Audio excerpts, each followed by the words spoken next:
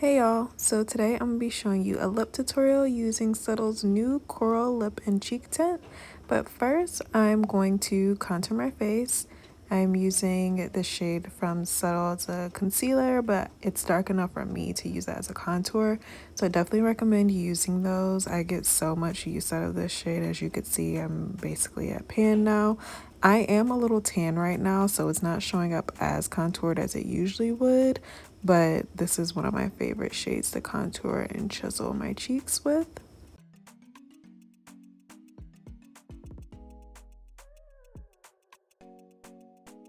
Now for a little bit of blush. So I'm going to use the coral shade, and let me just tell you, for my brown ladies, this shade does give you the color payoff, and it will give you that nice pop of orange on your cheeks.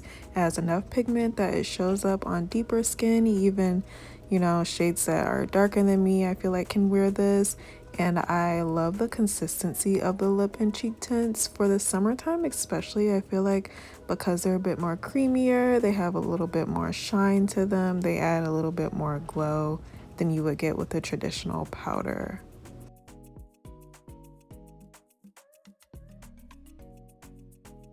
So now I'm just going to add a little highlight to the inner corner of my eyes. I'm actually using the Rosé Highlight, and I'm going to mix this with the shimmer shade from the Nectar Eyeshadow Duo, because the Rosé has a little bit more of a silver undertone, and I want this to be more of like a pale gold than like a true yellow gold.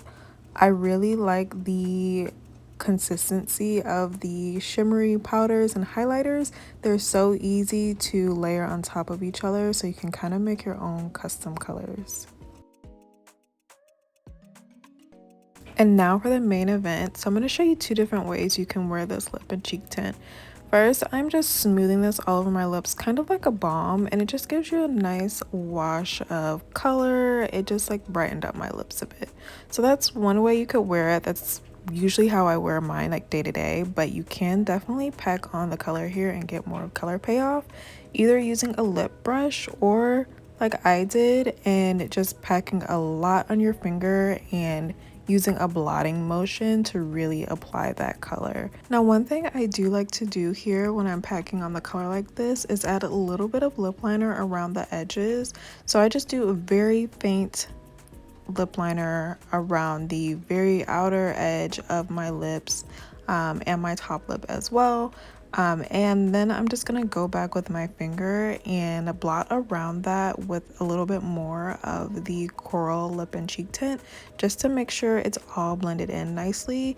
And you can do this just to add a little bit more depth and definition to your lip. And that is it today for my look. This is such a pretty color for summertime, and I feel like you can create a really pretty bright summertime look. So thank you guys for watching, and hopefully I'll see you next time.